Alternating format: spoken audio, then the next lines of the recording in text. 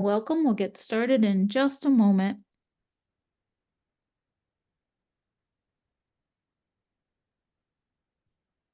Nice to see you. Welcome to Grade Decision Intelligence Demand Trends monthly webinar series, and thank you again for joining us. Please pat yourselves on the back for attending. In our current higher education arena, being data informed is vital. My Grade DI panelists and I will be available to answer any questions you may have during the webinar. Today, we're going to discuss academic program evaluation and growth for higher education. Each month, we share the latest trends and insights. Allow me to share a few housekeeping items. If you have any questions, please place them in the Q&A section or in the chat at the bottom of your screen. We will try to get to as many of them as possible, and we can certainly follow up with you offline if we run out of time. You can also use that chat area for comments and discussions. We will, in fact, send you a link to the slides in the video recording, so watch your email in the next day or so. And without further ado, I will hand things off to Bob Atkins, the founder of Grade Decision Intelligence and the best-selling author of Start, Stop, or Grow, a data-informed approach to academic program evaluation and management. Thank you, Bob. And thanks to all of you for joining us today. Without further ado, let me get underway.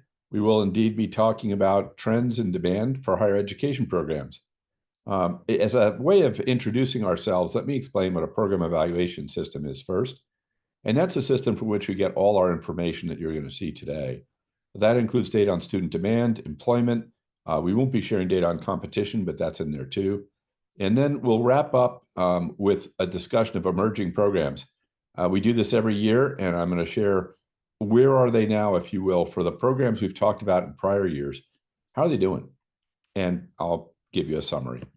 So what's a program evaluation system, or what we call a PES? Our belief is it's a key to enable growth and sustainable financials, or as I like to say, to help you increase revenue and reduce cost so you can fund your mission. That mission is a vital part of program evaluation. A program that may lose money or not be able to really stand on its own 2 feet financially may be essential to the mission of an institution. And if it is, then we need to find a way to continue to support it. So mission is a key element here. Academic performance is also critical. Are students graduating from the program? Is it sufficiently rigorous? Are nurses passing the NCLEX? All those external exams are a part of understanding whether your academic portfolio is performing at the levels you expect. And then I turn to markets. And here, and this is where we're going to spend our time today, we look at whether students want to take the program. Do employers want to hire the graduates? Is competition too overwhelming in this particular space, or is there still room to grow? And markets, in our opinion, then drive margins. And you might well ask, why do I care about margin? After all, I'm not a for-profit institution. And the answer to that is no margin, no mission. You do need margins in order to fund your mission. And in particular, from an academic program portfolio standpoint, you need high margin programs to generate enough money to subsidize the smaller programs that I mentioned that are critical to your mission, but may not be able to stand on their own 2 feet financially. And in higher ed, that web of cross subsidies is absolutely fine and appropriate. You just have to make sure you're not subsidizing programs that actually are not critical to your mission. Now, the data that we provide and that you may gather is not sufficient actually to make program decisions. In order to do that, you need to engage the right constituencies in a sound program evaluation process. During that process, you need to give them the information they need in order to make sound decisions. And that information, by and large, is the material that I just mentioned. There may be other things that are happening in your local market that are critical as well. And you need a process where they can get together as a group with their administration and faculty and evaluate both existing and new programs to decide what programs, as you might guess from the title of my book, to start, or grow. And finally, and often missing, is an ongoing continuous management process to make sure that your programs have the right content, that the number of sections you're offering is appropriate, that you're responding to changes in external market demand in a way that ensures the ongoing quality and efficiency of your academic portfolio. Now, the coolest new thing is adding AI to this process. It both reduces the time required to evaluate programs and improves the quality. It can help you on the engaged side with planning and communications. I don't know if any of you have gone in and said, give me a project plan for doing whatever. In this case, let's say program evaluation. You'll get a heck of a good start in most cases out of Gemini, which is Google's platform, and ChatGPT, which I don't happen to use as often, but is equally, if not more capable. You can predict using machine learning, use it, and the data that we have, what a program that you don't even have, what kind of enrollment are you going to attract? You can predict future trends to a degree as well, but that ability to predict the size of a new program is a brand new capability. Without machine learning and a whole lot of compute power, that wouldn't have even been possible 5 years ago. And finally, you can use AI to summarize the conclusions and speed up that writing process that to some extent we all love and dread at the same time, especially when you have to plow through dozens or hundreds of programs and write up summaries for each of them. And that's something now you can do with AI. We, in fact, do in our systems for every program in iPads, that's 1,500 programs, you can now get a one-page summary of the 50 metrics we keep track of when we evaluate a program. So it's hugely more efficient than trying to write those ourselves. AI does it, and it does it about 1.5 minutes. So you can now get in, look at the numbers, and get a nice text report you can share with your boss all in 1 minute or 2. And finally, manage. This is the missing process I mentioned, and there are all sorts of tools you can use from AI to improve the management process, in particular to automate reporting. And one thing I think is key that it was difficult previously, but if you take machine learning techniques and apply them to your data, it can actually give you alerts for things that have not yet happened. So you can take action before something actually goes wrong. Now, when we look at markets, we look at 4 things, which I've mentioned: student demand, employment, competitive intensity, and the 4th one is degree fit. On degree fit, what we're looking at is what's the appropriate level for this program. As I often say, you don't want to offer a PhD in house painting or an associate's degree in neurosurgery. So degree fit addresses that. And we actually have another thing that we report on that I think is important, we won't cover today, but what are actually the demographics of a given program?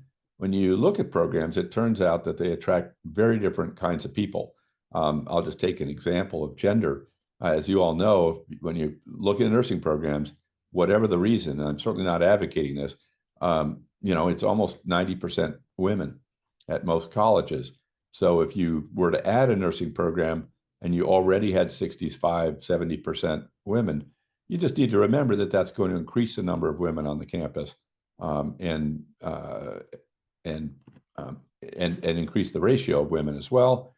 And you may well want to think about what you could do that would bring that more into balance if that's a concern of yours. And that same logic could be applied to any other demographic characteristic so that you are planning for the kind of campus that you want to have in the future. Now, I mentioned student demand. We actually keep track of 3 different things for student demand: iPads, enrollment from the National Student Clearinghouse, and Google Search. They each have their role. And if you think about the nature of the data, iPads really is a backwards-looking indicator, and it's quite far back. The most current iPads data that we just updated in our systems, yay, got it done 2 months earlier than usual. We now have 2023 iPads in our systems. And that data is available to you if you're one of our subscribers. But even though it's 2023, the data is really not 2 years old when you think about trends in student demands or what students want right now. A graduate is, in iPads, it only tracks for completions by program. It doesn't track enrollment by program. So that being the case, you have to think, well, these students expressed what program they wanted to take 3 to 5 years before they graduated. So 2023, they're all the way back to 2020 or before in terms of when students stated their preference and selected their majors. So it's not a great indicator of what's going on right now. It is a very good indicator of overall demand, program size, and it's the only source that splits out online enrollment from on-ground enrollment. So that's completions, I should say. That's very valuable in order to understand whether a given program is best offered on ground or online. Enrollment is much more current, equally comprehensive. As I mentioned, comes from the National Student Clearinghouse, but it's updated 3 times a year. So we've got spring 2024 in our systems at right now, and that's people are actually enrolled at the moment in those programs. So much more current indicator of what students want. And then there's Google, and a loose relationship between Google search volume and number of students enrolled, but it is a reasonable indicator of what students are looking for online for an academic program. So that's more of a forward-looking indicator in terms of what students are thinking about doing in the future. So let's turn to Google and see what it's got to say for itself. Now, when you read these charts, 2022 is the bar on the left, 23 is the bar in the middle, and 24 is the bar on the right, and they're out of sequence. What does this say now? We're seeing a significant uptick in Google volumes. I haven't seen anything like this really in years.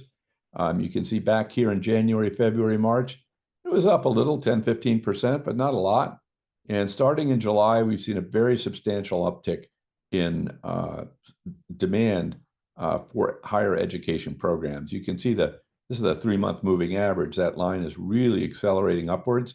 Remains to be seen if that will continue, but a very promising sign for demand for higher education. Unfortunately, it comes along with at a cost. Cost per click for Google searches is up 9%.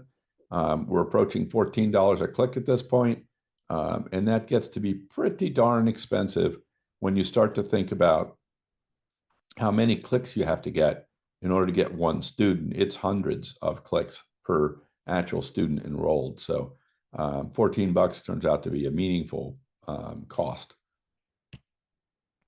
Now, what's growing in Google? So here are the fastest growing programs in terms of US search volume in higher education. Business administration leads the list, up 417,000 searches in the month of October versus October last year. Economics, including quantitative economics and econometrics, up 379,000, 380,000. On econometrics, I'd be a little bit careful. A lot of schools have recast their programs and taken their traditional economics program and now gotten rid of that, gone into econometrics and quantitative econ. I'll explain the reason for that in just a second, but what it means is a whole bunch of students who appear to be getting interested in economics for the first time actually are just economics students. They're just their zip code's been changed. So that's going on in the background. The reason for that is people realize that STEM-oriented programs are eligible in many cases for public universities for additional funding. The second reason is that foreign students particularly like to take STEM programs because they get 3-year visas. So as I say, in economics in particular, there's a little bit of a game being played that may be skewing those numbers up over what they and it doesn't necessarily represent a sudden surge in interest in economics, just a reclassification of students from one program to another. As we look more broadly, business takes 4 of our top 10. Human resources is here, marketing, and finally finance, all up well over 100,000 students during this period. Education has a couple of slots, education general and early childhood teaching, both over 150,000 increase in enrollment. Psychology has 2 slots as well for general psychology and clinical psychology. And finally, we have a couple of random entries, if you will. I mentioned economics and library and information science. And this one always surprises me, but it's been a fairly persistent trend recently to see growth in library and information science. Now, let's take a look at enrollment. Overall, I was going to say the picture isn't great, but actually, right now, flat is the new up. So it is wonderful to see that enrollment in bachelor's programs in the US year over year is up slightly, plus 1%, ending really a long period of decline, almost 10 years of decline. So that's very promising. Perhaps we found the bottom of this decline at this point. Master's level was a little hotter than it is now, cooled off a bit 2 years ago, and now is flat. So again, if flat is the new up, this is a positive trend. But it's nice to see numbers that are not eroding at this point. Now, what's going on in here? What particular programs are growing in terms of enrollment? And we see tech with 4 of the top 10 slots. Computer science took number 1 with 170,000 students enrolled. Cybersecurity, 94,000 incremental students enrolled. Business analytics up 42,000, and data analytics or data science up 32,000 over this 5-year period. So I know many of you are aware of this, but tech has been very hot for the last 5 years. Health and psychology, 3 entries on the chart. Research and experimental psychology up 51,000. Psychology general up 47,000. And exercise physiology up 22,000. So that health and psychology sector is very robust. And unfortunately, I think part of what we're seeing is students responding to the mental health crisis and expressing interest in these programs for that reason. But whatever the reason, that growth is quite substantial. Business is the next batch, with finance up almost 50,000 and marketing and marketing management up 25,000. Now, at the master's level, the story is quite different. Here, tech dominates the chart, in particular analytics, business analytics, up 109,000 students over the 5-year period at the master's level. So a master's in business analytics is a hot program. Computer science also up 63,000. Data analytics, very similar to business analytics, up 26,000. And we have one other, there it is, information technology up 11,000. So again, tech is pretty hot with an emphasis on data science. And we'll come back to that in other data that you'll see in a moment. Mental health counseling, again, we're going to see health related. Mental health counseling up 30,000. Counseling psychology up 12,000. Physician assistant up 12,000. Applied behavior analysis up almost 10,000. And social work up 8,000. So again, we see that mental health interest in our student populations. And finally, economics makes it to the chart with 9,400 incremental students enrolled. Now, what's going on outside of traditional degrees? And I know many of you are thinking of certificate and other less than degree offerings. So there is a way to keep track of what students are interested in that domain. And what we do is look at Coursera and Udemy, and they have all kinds of different courses. They're often very cutting edge. If you want to study quantum computing, one of the places you can do it is actually in Coursera, even though most universities don't even have an offering in that area. So it's a place to find very cutting edge things, a little bit of pop culture being taught as well. We'll come to that. So it's a great place to see what's up out there and be able to get a sense of what students are interested in without having to launch a program to find that out. So non-degree demand on Coursera, think of the numbers 6, 7, and 8, and I'll explain what those are all about. The first one is technology, and that's got 6 of our top 10 foundations, data everywhere. This is in terms of largest courses. In the last year, that program alone, on Coursera alone, enrolled 717,000 students. It's just an unbelievable number if you think about it. We're talking about the combined enrollment of 5 or 10 major state institutions to get to that. And this is just one course. So there is indeed a lot of demand out there for individual courses, and data in particular and technology are leading the way. AI for everyone with 420,000 students enrolled. Foundations of user experience or UX, 276,000. Tech support fundamentals, 265,000. And then we drop way off to just 200,000 students interested in data analytics, and another 200,000 students or more interested in a crash course in Python. So we're literally talking about millions of students who enrolled in courses to do with technology on Coursera alone. So there are lots of very interesting opportunities for all of you to potentially compete in this space, though you have to be very, very careful because the economics of these certifications is quite tricky. You're going to attract a student for 4 to 6 weeks, and the cost to attract them may be very similar to the cost to get them to come take a program. So you've got relatively little revenue and the same cost to acquire the student. So you really do have to think this through and make sure that you've got a way of marketing and admitting these students that doesn't chew up all the revenue and more for the courses you offer on a standalone basis. We do have 4 others that had very substantial growth. Learning How to Learn, Powerful Mental Tools, 255,000. Project Initiation, Starting a Successful Project, 234,000. Introduction to Psychology, we're seeing that psych trend again, 231,000. And finally, in related to psychology, this has dropped back. It used to be number 1 in our tracking, but the Science of Well-Being, sometimes called happiness, 193,000, also makes the top 10. Now let's switch over and look at the fastest growing programs. And now we're up to 7. 168,000 incremental students enrolled in AI for Everyone. Introduction to AI, up 99,000. Cryptography, up 32,000. Introduction to Data Analytics, up 30,000. Machine Learning with Python, up 23,000. By the way, that machine learning very closely related to data analytics and is a branch actually of AI as well. Data Science Math Skills, 21,000. And exploratory data analysis for machine learning, 19,000. So if you look at this carefully, what you see, we've got a machine learning program, which is part of ML. We've got machine learning with Python, again, part of a machine learning tool. Data analytics often includes machine learning, and machine learning is a subset of AI. Though I'm sure at this point, this AI course is more to do with large language models and generative AI.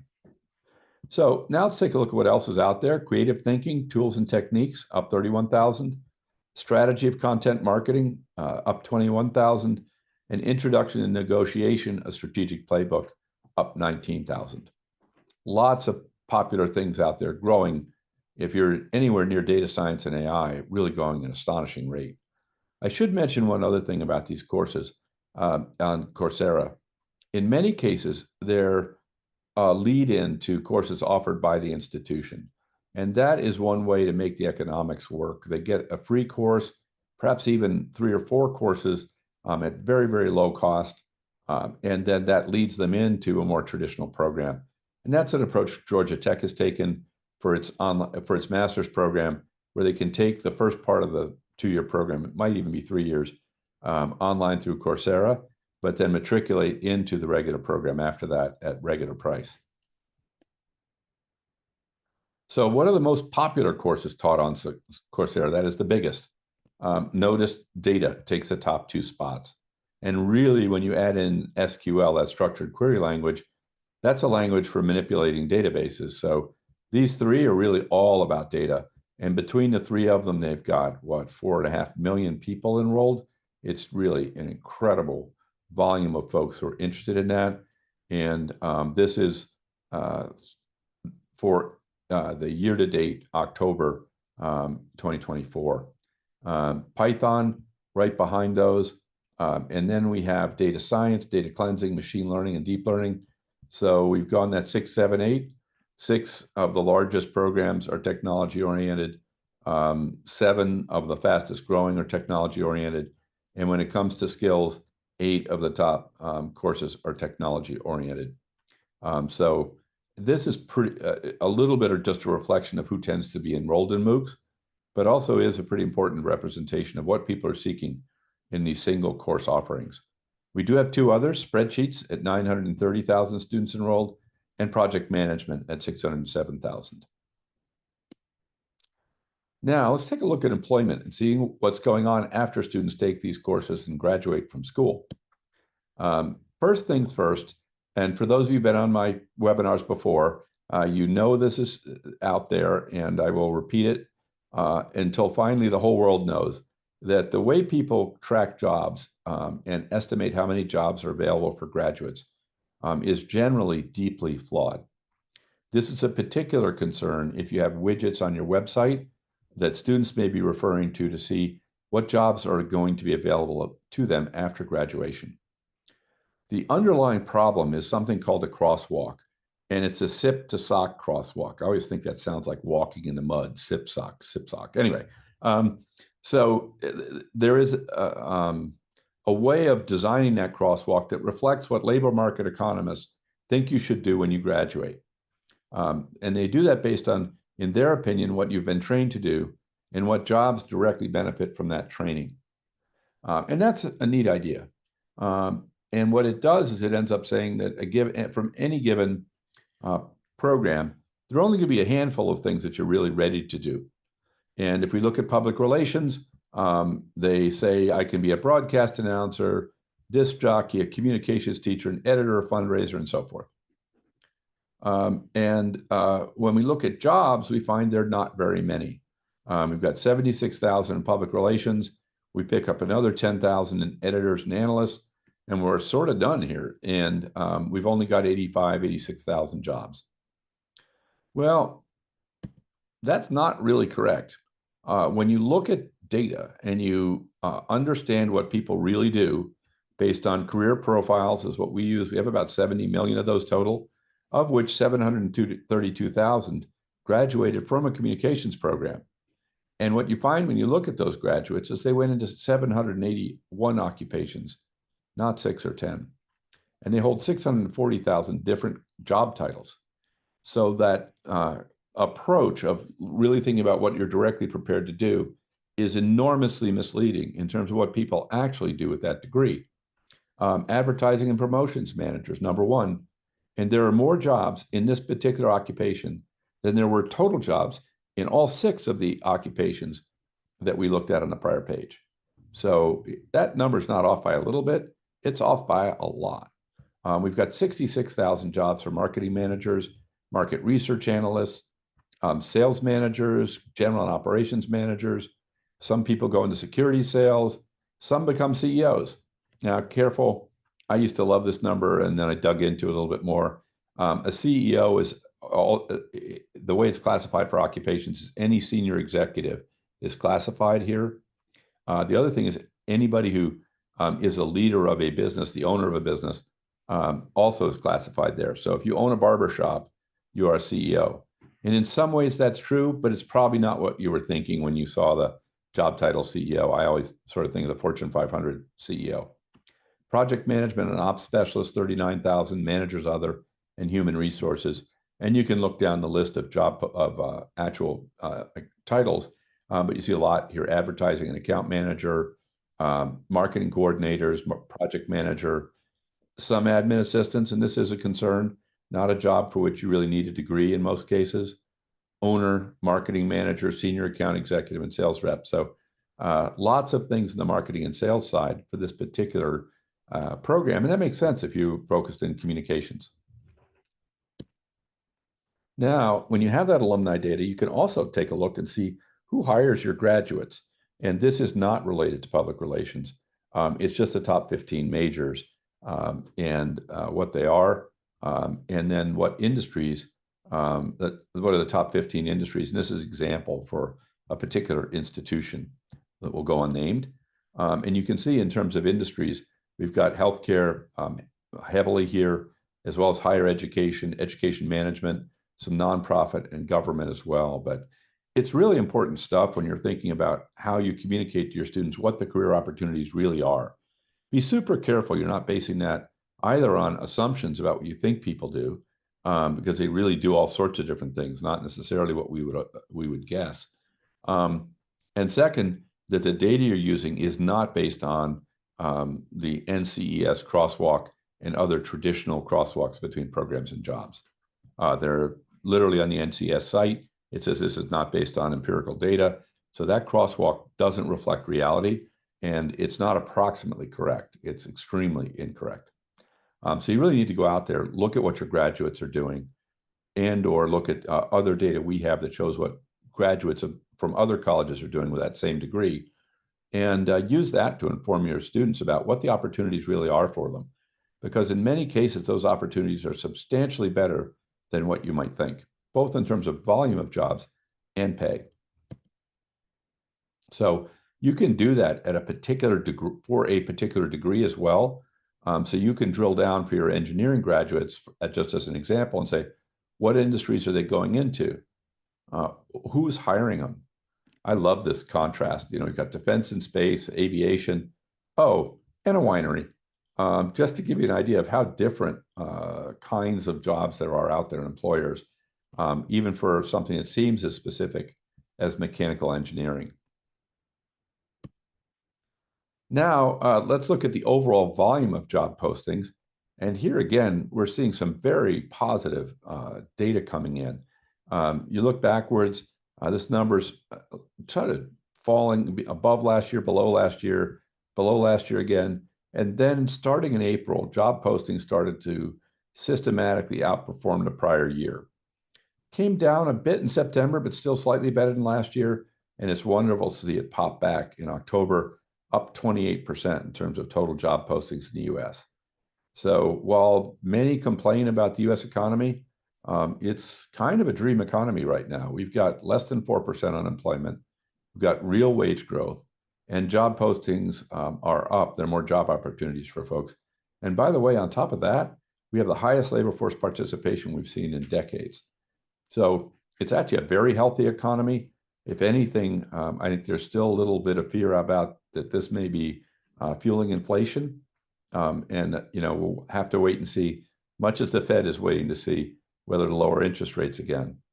One thing I should also say, it's not on the charts, but what's happened during this most recent period is the unemployment rate has flattened out. Now, you might say, why do I care about that in higher ed?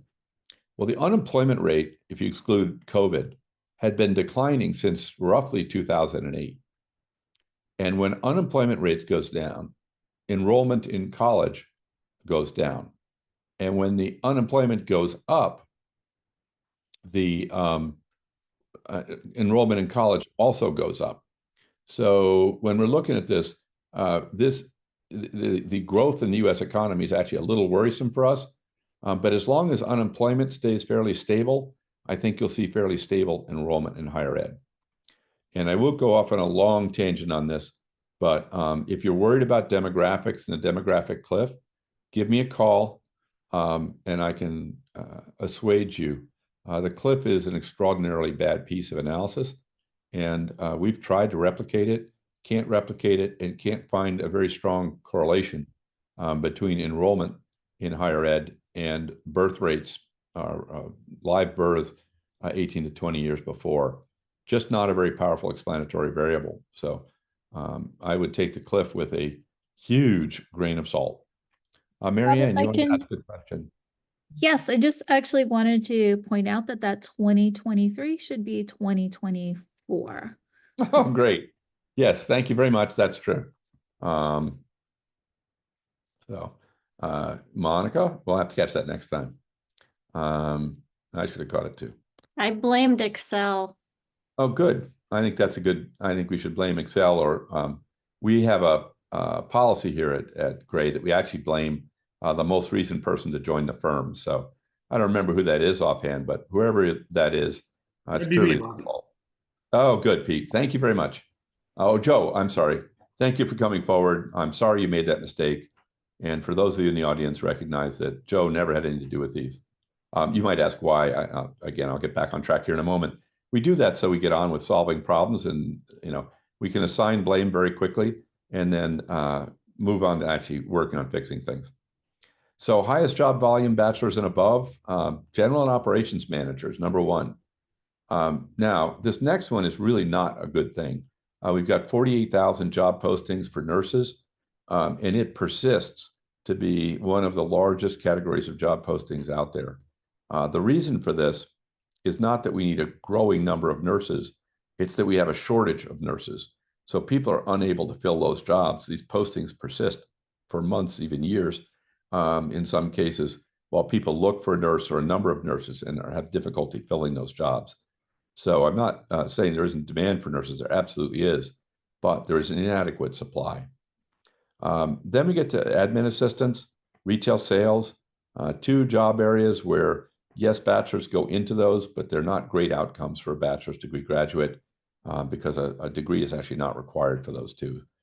Computer user support specialists, software developers, customer service reps, HR, marketing managers, and elementary school teachers.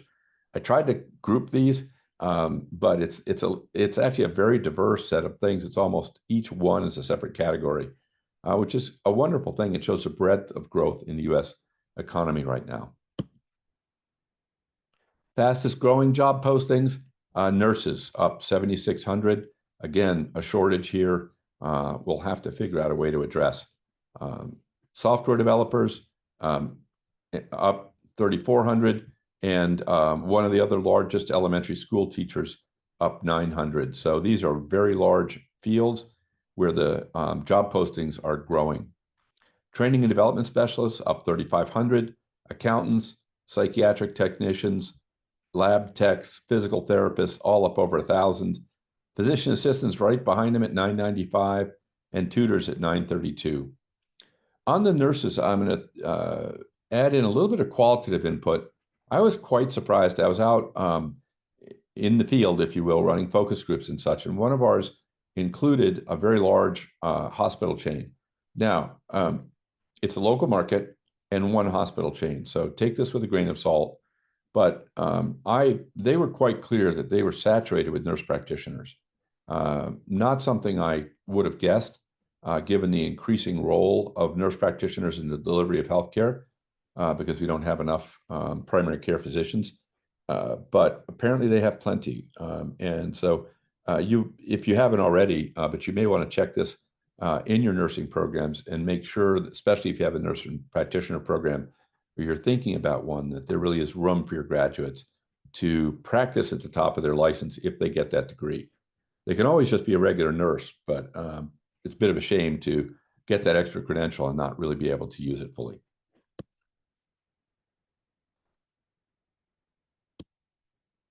Sorry, my Excel is giving me a hard time here. All right. What skills are growing? Well, not surprising given our prior page. Nursing is number one.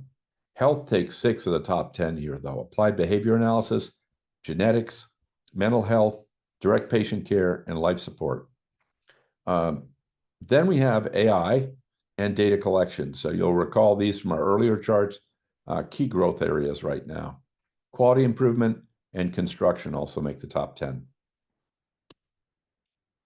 So now let's do a little bit of a walk back into history to look at programs that Gray said were emerging and get a sense of where those are now. I also want to encourage you to join us in January. I'll give you the dates in a moment, when we do our next cut at emerging programs. So what did we say was going to emerge? We look at all kinds of research and we identify these programs, and I want to give you a little bit of a warning. There are all sorts of things that can affect an emerging program and whether it turns out to be a large program in the future. First of all, they may not emerge at all. Every so often, one of these fields just kind of melts away. How long it's going to take to emerge is another uncertainty. I talked about the hydrogen economy 3 years ago. At the time, I said that people have been predicting the emergence of the hydrogen economy as being 10 years out for the last 20 years, actually 50 years, and seems to be still on the horizon. So timing can be very uncertain. The absolute end size can be uncertain. It may or may not fit with your mission or the degree level you choose. It may be extremely hard to launch or very expensive. So as an example, one of the ones I thought was most important was quantum computing. And, the problem with that is that you've got to have upwards of $10 million and potentially upwards of $100 million to launch a quantum computer. And even the one at MIT hasn't been shielded to the point from atmospheric interference, literally waves from the sun coming out that interfere with the performance of a quantum computer. So it has trouble with producing reliable results, an intrinsic aspect of quantum computing. But shielding is part of that, and the cost of that was even beat their budgets.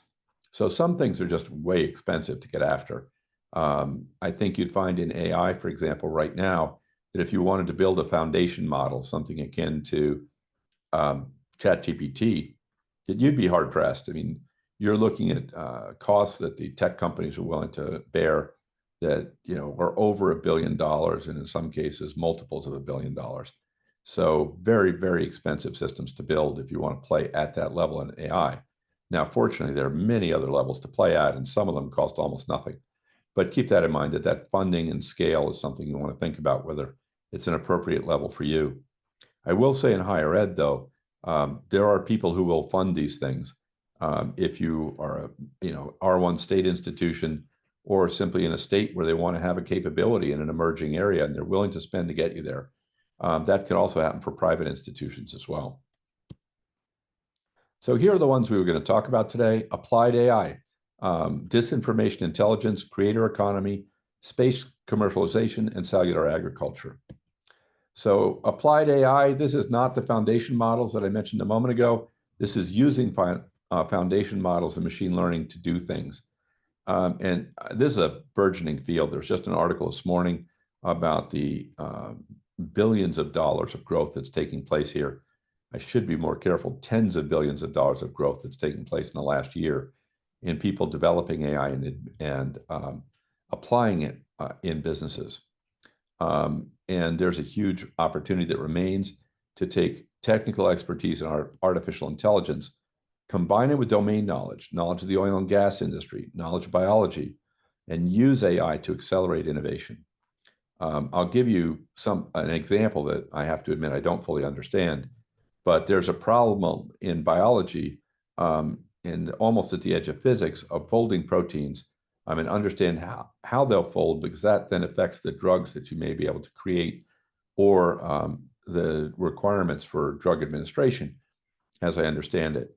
And that's an immensely complex problem. It takes a person months or years to figure out one folding protein. There are AI systems now that can do dozens in a day. So it's a real breakthrough for certain aspects of bioscience. But it requires both the technology and someone who understands protein folding in order to make that stuff work. So that intersection of domain knowledge and AI is really a very hot space. Disinformation intelligence. I was a little disappointed when I went to try and look at employment here. So let's break this into two parts. One, do we need disinformation intelligence? I would say yes, and on a huge scale. We've all heard about this. We've all experienced it. Fake news is real. It may sound like an oxymoron, but it's very much a thing that happens. And it's being spun by everything from politicians, regardless of party, to our friends in Russia who like to set up websites and stir discontent. So they're constantly pumping information into, in particular, social media that is false but inflammatory. And they view that as a productive form of attack on us. And I'm really not being paranoid. You can find that in the press, and I hope that the articles I read were not disinformation. But I did go look at this in terms of seeing if I could find jobs for people that had disinformation in the job title. And there were few, and it was declining.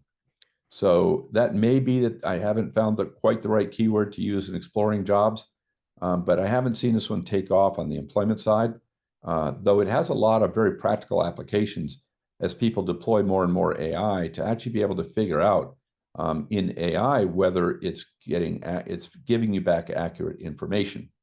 I'll give you an example of something I was doing the other day.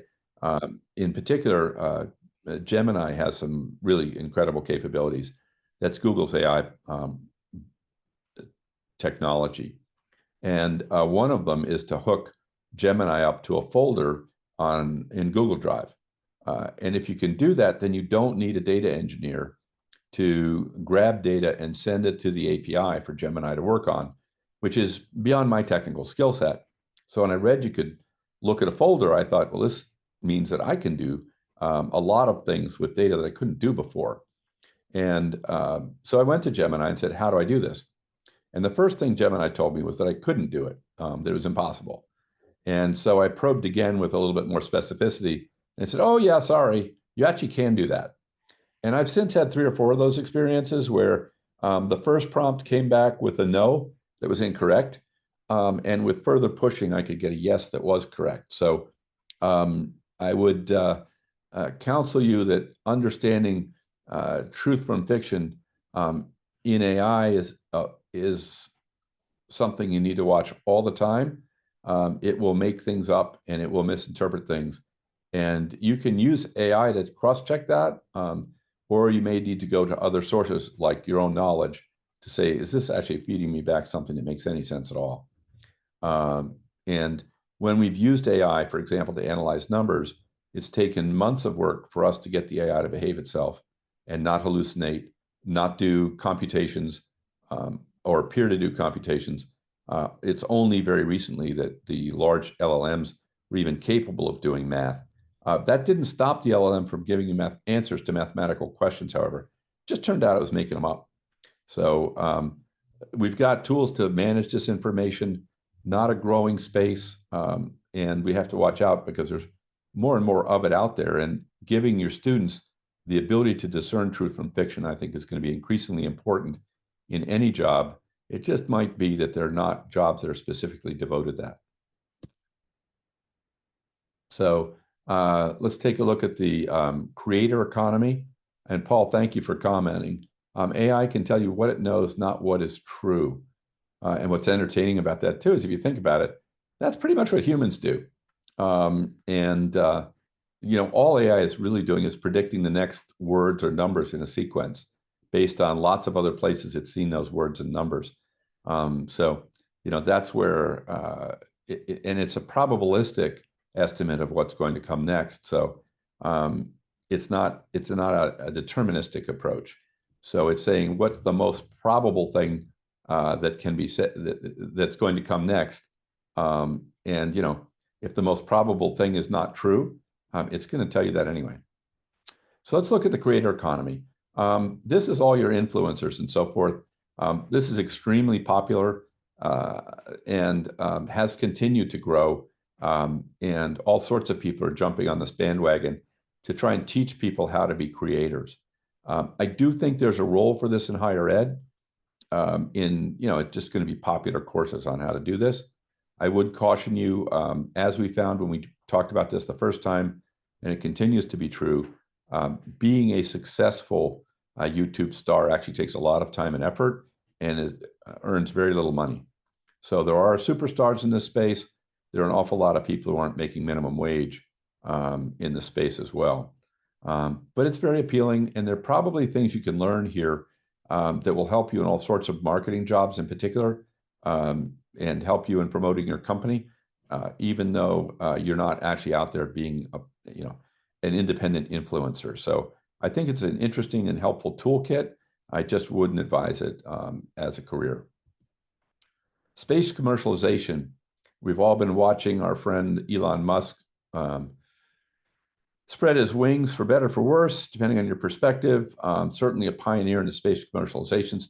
And his satellites have really made a huge difference in safety if you're at sea, and all sorts of other things, and giving ubiquitous coverage around the world. So what's going on here? It is now a $1.1 trillion industry, or coming to be a $1 trillion industry.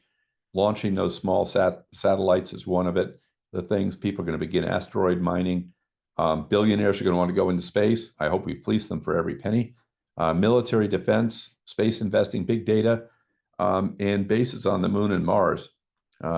These seem very far-fetched, especially Moon and Mars, but they're serious people planning this stuff out now. And I think I'm old enough that I'm not going to get to Mars, and I actually don't envy the people who do, but I think we're going to go there. This is past the point where you can turn back the clock. I think just national defense is going to force us to get out into space, or risk losing those things permanently. In particular, near space is going to be a hot spot for defense issues going forward. I did check employment for this. Aerospace, excluding defense, had 8,600 jobs in October, up 31% year over year. So from what we can tell, this is a growing area, even when you don't include the largest part of it, which is, includes defense contractors. Cellular agriculture. Okay, let's talk about this for a minute. This has a very high ick factor, even for me. And I'll pretty much eat anything, but somehow or other, the idea of eating meat that came from a test tube, I find very disturbing. But it's out there. It's a real field, and there are all kinds of jobs in this space. And it could be a real breakthrough in terms of our ecology, because there are all sorts of side effects from growing meat and even many crops that can be sidestepped if we can do it by synthesizing those things rather than growing them. So very popular field right now, lots of potential in the future. And like many new things, I'll probably get over my initial reaction at some point. But really a burgeoning field that continues to grow. Now we have a question from David. Do I have more debate? This is about demographics and the demand for higher education. I do have a lot more data, much more than I could share right now. But we've looked at this, going back and looking at the number of births, for example, nationally and at the state level, and then looking at enrollment nationally at the state level over time. So the hypothesis being that you can predict the number of people who will go to college if you know how many people were born approximately 18 years before that. The reality is that when you run the regressions, that's an analytical technique for determining a relationship between two variables. What you find is that, as best we can tell at the moment, and we're actually rerunning these numbers as we speak with more detail, there's about a 6% R-squared between the change in births from year to year and the change in enrollment in college 18, 19 years later. So that means that birth rates, not rates, the number of babies born explains about 6% of the variation in enrollment in the future. Now, to be a little bit more nuanced about it, the total number of babies born and the total number of people enrolled in college have a very high correlation, 95, 96%. But the reason for that isn't because enrollment at births are causing the enrollment. The reason is that any large, fairly consistent number is going to correlate with any other large, fairly consistent number. So I literally picked a random number and ran it out for 5 years and compared it to enrollment. And I had a 26% R-squared because my random number didn't change, and enrollment doesn't change very much from year to year. So keep that in mind, that you can predict the total enrollment, but by the way, you can be pretty accurate in predicting total enrollment just by knowing enrollment last year or enrollment 5 years ago. That's not hard because it doesn't change very much. You may not get it right, but you'll be in the ballpark. So keep that in mind. The other thing about it that causes this, and I'd be delighted, Christian, thank you for the suggestion, to do a webinar strictly on the cliff. I planned to do that earlier. We had a lot of trouble assembling the data, but we do have it now. And again, we're rerunning these numbers as we speak. But there are just a host of other things that affect enrollment in college. First, those babies born in 1 year may not go to college exactly 18 years later. You know, as you all know, many of the boys are actually not going to get into elementary. They're not going to go to elementary school for an extra year. So they're going to be a year off. And all those slippages, if you will, in who was born in what year and what year they are in school, smooth out some of the variation. Then that happens again when they get out of high school and go into college, because college lasts for 4 years, at least 6 for many people. So a jump up in 1 year is going to, go into the total. That may be the next year it declines a little. The total enrollment looks flat when that happens. So there's a lot of smoothing that goes on in total enrollment based on the length of college. Then you have issues of number of high school graduates is changing because graduation rates from high school are changing. So then you have immigration across between states, and a variety of other factors that cloud this. But I will leave you with a ray of hope in terms of predicting it. There are things that are very predictive of enrollment in higher education. They have next to nothing to do with demographics. It's the economy. And as I mentioned earlier in the discussion, if you, when the unemployment rate goes up, enrollment in college goes up. When it goes down, enrollment in college goes down. That is highly correlated. You're talking 30, 40% R-squareds. And if you drop back a step from that and look at actually inflation, you find that's highly correlated with enrollment in college 3 or 4 years later. Why? Because when inflation goes up, the Feds change interest rates. They raise interest rates, which also is predictive of enrollment, but now just 2 years out. And when they raise the interest rates, the unemployment rate goes up, the economy slows down, and that drives up enrollment a year later, and that has a very high R-squared, as I mentioned. So there is that chain you can look at, which will give you a sense of what's likely to happen 3 years out. But keep in mind, it's a very complex phenomenon. And what's going on right now is not a demographic cliff. In fact, in fairness to the author of the book that got all that started, he didn't even say the cliff was going to start until 2026. So if anybody at your college or university is blaming the demographic cliff, tell them you got to wait a couple of years. It hadn't started yet. So anyway, it's a very fraught relationship between demographics and higher ed, much more complex than that book mentioned. And two other things to keep in mind: it excludes international enrollment and it excludes adult learners. That's 40% of the U.S. higher education market. So very, very, very poor analytical analysis done there. So let me wrap up and invite you to come back again in a month. And here's our summary. Google searches were up substantially. That is very good news and bodes well for enrollment moving forward. I don't think enrollment's going to go up 64%, by the way, but it does suggest it won't be going down. Business administration management grew by 417,000 searches. Unfortunately, average cost per click did go up 9%. Total in student enrollment in bachelor's programs is up 1%. There's also a big increase at the associate's level to keep in mind, which I hope will turn into an increase in the number of students transferring in from community colleges in the next year or two. Master's enrollment, on the other hand, is flat. Computer science and business analytics had the highest growth since over the period from 2018-19 to the present. Bachelor's in communications go into all sorts of fields, not just the 6 that are traditionally associated with it, and they make good money. There's growing demand for skills related to healthcare. That shouldn't be a surprise.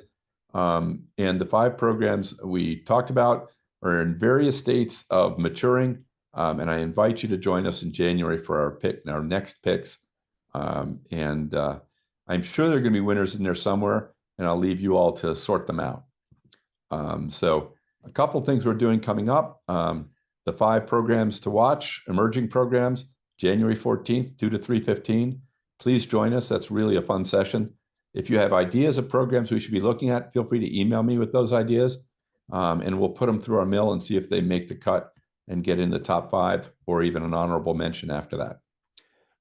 We are doing our webinars again, community colleges on December 18th, and we'll be doing our Christmas version of Bachelor's and Above on December 19th.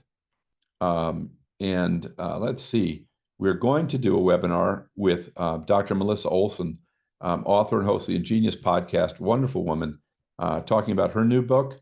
And that will be in these 2 webinars coming up next month. And Melissa really is a wonderful person, very creative, very entrepreneurial. I was a provost at a school here in Massachusetts and successfully led a women's college, private, small women's college in Springfield, Massachusetts. If you put those together, it's hard to imagine that was a successful growing school, but it grew very successfully for well over a decade under her leadership. So lots of good ideas there. Thank you all very much for joining me. If there are any more questions, I would be delighted to take them. But if not, we'll wrap it up. Anything you'd like to ask me?